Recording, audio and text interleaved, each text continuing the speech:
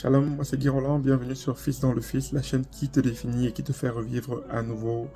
Ce matin, en parcourant les Écritures, je me suis arrêté sur une histoire qu'on connaît pour la plupart. Dans Matthieu 19, l'histoire du jeune homme riche qui rencontre le Seigneur Jésus et qui est intéressé par le fait de recevoir la vie éternelle. Mais très rapidement, on peut comprendre c'est quoi son mindset. Il a un mindset de performance, il a un mindset de contrepartie. Donc pour lui, il doit poser des actions pour pouvoir en contrepartie recevoir la vie éternelle.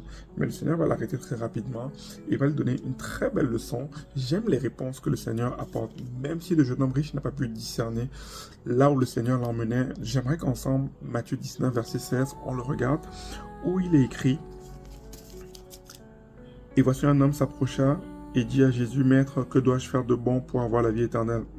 Que dois-je faire de bon?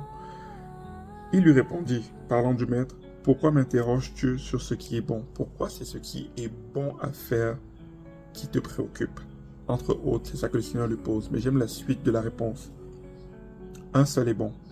À cette réponse, je me suis posé la question de savoir est-ce que le jeune homme n'a pas été désaxé? Parce que le jeune homme lui pose la question de savoir qu'est-ce que je peux faire de bon? Le Seigneur lui répond, un seul est bon. C'est une réponse qui semble être en déphasage avec la question que le jeune homme a posée, mais c'est une réponse qui est pertinente et qui est exacte. Le Seigneur répondait directement à son besoin. La vie éternelle correspond à une personne. Une personne, c'est la vie éternelle. Ça me rappelle Jean 5, verset 39 qui dit « Vous sondez les Écritures, pensant trouver en elles la vie.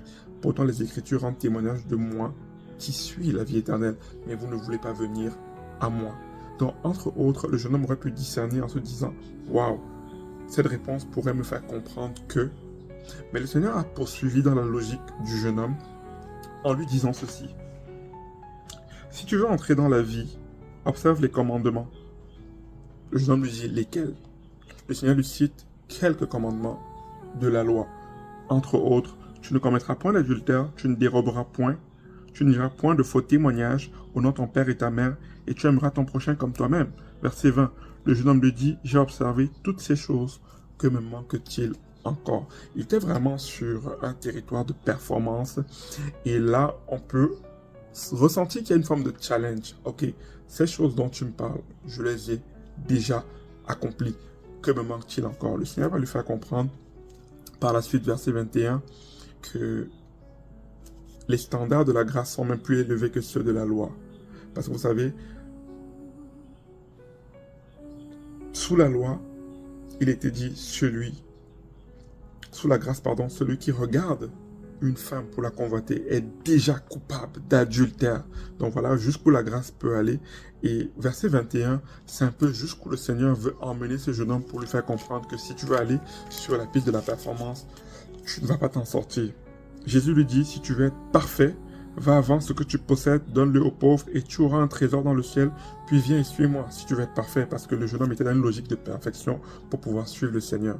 Rappelez-vous, dans Isaïe, il est écrit, toute la justice d'un homme serait comme un vêtement souillé devant le Seigneur. Donc, en fait, il n'est pas judicieux pour nous d'entreprendre, de devoir être sans reproche avant de prétendre recevoir ce que le Seigneur a à nous offrir.